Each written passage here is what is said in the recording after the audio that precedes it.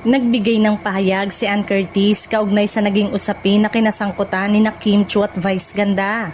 Ayon sa kanya, nauunawaan niya ang naging reaksyon ng lahat at naniniwala siyang valid ang nararamdaman ng bawat isa, lalo na ng mga taong nagmamahal at sumusuporta sa kanilang mga iniidolo. Sinabi rin ni Ann na umaasa siyang hindi na palakihin pa ang issue dahil wala umanong magandang maidudulot ang patuloy na pagtatalo.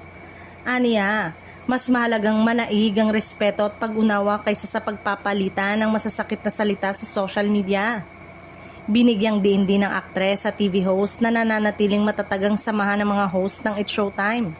Ayon sa kanya, isang pamilya silang lahat sa programa at ang pagmamahalan at pagkakaibigan nila ang mas mahalagang pagtuunan ng pansin. Dagdag pa ni Ann, normal lamang na magkaroon ng hindi pagkakaunawaan paminsan-minsan. Ngunit sa huli ay nagkakausap at nagkakaayos pa rin sila bilang magkakaibigan at magkakasama sa trabaho.